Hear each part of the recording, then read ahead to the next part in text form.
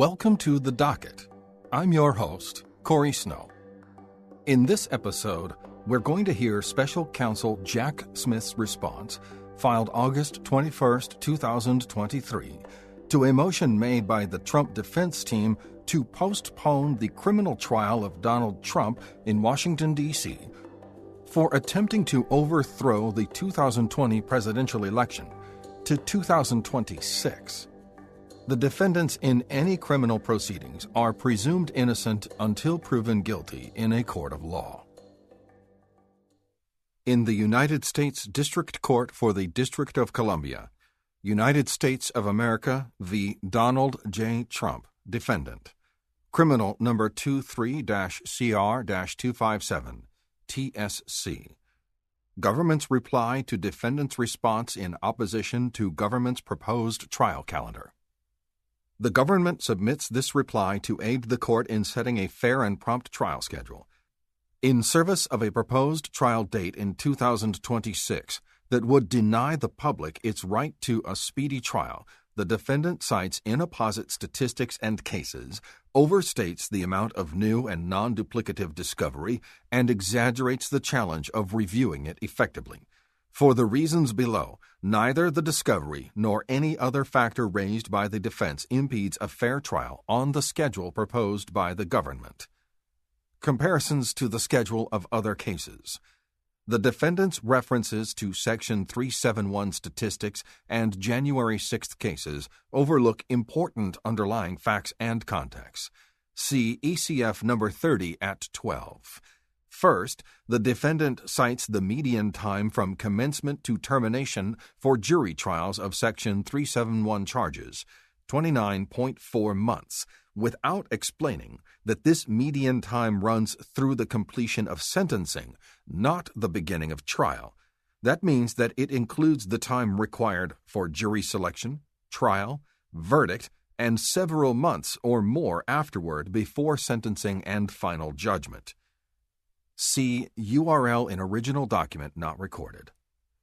The question here is when it is appropriate to start trial in this case, and statistics regarding the length of time from indictment to sentencing in other Section 371 cases have no bearing on that decision.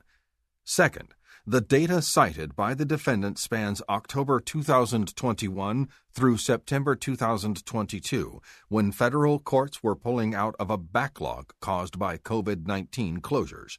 During that period, only 22 cases went to trial nationwide. This small and skewed sample provides no help to the court in deciding an appropriate trial date. The defendant's listed January 6th cases also omit important details and context.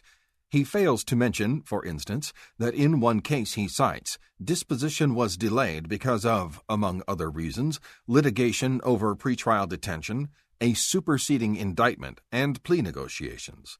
See United States v. Foy, 21-CR-108, ECF number 55, Superseding Indictment, November 10, 2021, February 7, 2022 minute entry, setting jury trial for September 19, 2022, ECF number 67, defendant's unopposed motion to vacate trial date for, among other reasons, plea negotiations.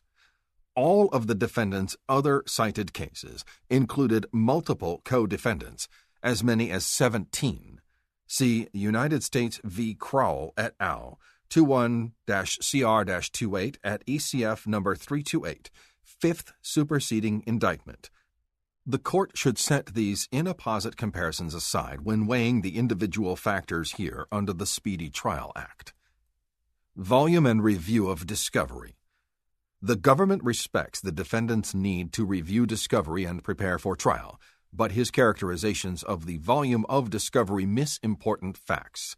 The majority, or roughly 65%, of the government's first discovery production, in which the government front-loaded the most important materials, consists of materials to which the defendant has functionally had access, are duplicative, or do not constitute Rule 16 discovery. Approximately 3 million pages of the discovery, 25% of the first production, come from entities associated with the defendant. Footnote 1. On August 19, 2023, the government made a smaller second discovery production consisting of approximately 615,000 pages or files. Approximately 20% of this production's volume was again generated by records from an entity associated with the defendant. Hundreds of thousands of other pages came from the National Archives, meaning that the defendant or his representatives reviewed them before the government received them or are publicly available, including the defendant's tweets, Truth Social posts, campaign statements, and court papers involving challenges to the 2020 election by the defendant or his allies. Nearly 1 million more pages came from the House Select Committee to investigate the January 6th attack on the United States Capitol, including hundreds of transcripts of interviews or depositions, a majority of which are already public in redacted form. See URL in original document omitted. The first discovery production also included more than 100,000 pages of duplicative material because the government sought to produce it in an exceptionally organized, clear, and user-friendly fashion.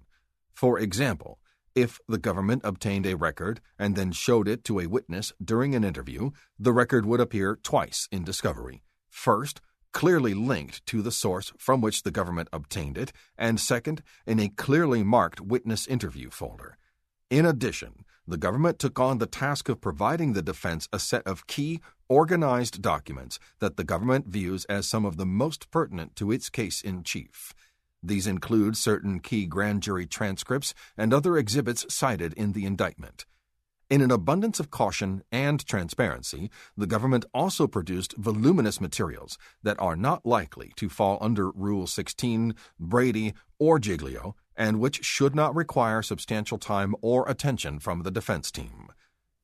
For instance, the government received from the United States Secret Service approximately 3.1 million pages of material, including all emails in a given time period for a number of custodians, generating a large number of irrelevant and duplicative records.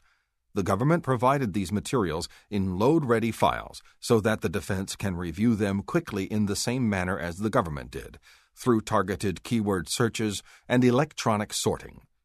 Indeed, the government provided the discovery in organized, load-ready files for importation to a searchable electronic database with the understanding that the defense, consistent with modern standard practice, will review discovery electronically rather than manually. The defendant's filing confirms that he intends to use a, quote, document review database, end quote. ECF number 30 at 5. The defendant's proposed trial date, however, rests on the faulty assertion that it is necessary for a lawyer to conduct a page-by-page review of discovery for a defendant to receive a fair trial. But the defendant can, should, and apparently will adopt the benefits of electronic review to reduce the volume of material needed to be searched and manually reviewed. These methods include efficient keyword searching and relevancy tagging by multiple simultaneous users, as well as date filtering, deduplication, and threading, all of which services and more are offered by the defendant's e-discovery vendor, according to its own website, and are tools that courts appropriately expect legal professionals to use. See e.g. Department of Justice and Administrative Office of the U.S. Courts Joint Working Group on Electronic Technology in the Criminal Justice System. Recommendations for electronically stored information discovery production in federal criminal cases, February 2012, at 4. Quote, the volume of electronically stored information in many cases may make it impossible for counsel to personally review every potentially discoverable item, and, as a consequence, the parties increasingly will employ software tools for discovery review. End quote. Federal Judicial Center, Criminal E-Discovery, A Pocket Guide for Judges, 2015, discussing the critical need in, quote, any sizable e-discovery case, end quote, for defense counsel to find, quote, appropriately skilled expert assistance, end quote, including for, quote, strategically collecting, processing, organizing, reviewing, analyzing, and presenting data, end quote. The defendant also contends that the existence of classified discovery necessitates delay. But this is not a case about classified information, and the government does not anticipate introducing classified material in its case in chief. As the government will explain during the August 28th hearing under Section 2 of the Classified Information Procedures Act, CIPA, there is no reason that the CIPA discovery process in this case cannot proceed quickly and in parallel with the schedule proposed by the government. In cases such as this one, the burden of reviewing discovery cannot be measured by page count alone, and comparisons to the height of the Washington Monument and the length of a Tolstoy novel are neither helpful nor insightful. In fact, comparisons such as those are a distraction from the issue at hand, which is determining what is required to prepare for trial. To accomplish that, the discovery should instead be measured by its relevance, organization, accessibility, searchability, and reviewability.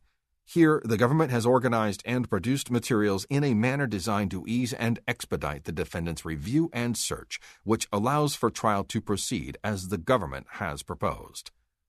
Scheduling. The defendant contends that the government's proposed trial schedule conflicts with other cases in which he is a civil or criminal defendant. The government is confident that the court can and will, in this case as in any other, consider the parties' proposals and its own calendar and navigate around true conflicts. For example, the defense points out that the government's proposal to start jury selection on December 11, 2023, conflicts with a motions hearing in his criminal case in the Southern District of Florida. Such true conflicts are easily addressed.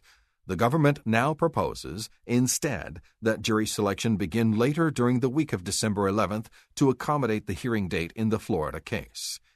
In addition, setting a schedule in this case with deadlines for various disclosures can address many of the defendant's other purported concerns. For instance, the government agrees with the defense suggestion, see ECF number 30 at 8 to 9, N7, that the court may order the government to identify the exhibits sought to be introduced in its case in chief well in advance of trial. The government is prepared to do just that, and to comply with any other advanced deadline imposed by the court to ensure that this case moves forward expeditiously and fairly. Through reasoned, discretionary scheduling orders like these, the court can fairly administer the prompt disposition of this case. Respectfully submitted, Jack Smith, Special Counsel. By. Signed, Molly Gaston, Thomas P. Wyndham, Senior Assistant Special Counsels, 950 Pennsylvania Avenue Northwest, Room B 206, Washington, D.C.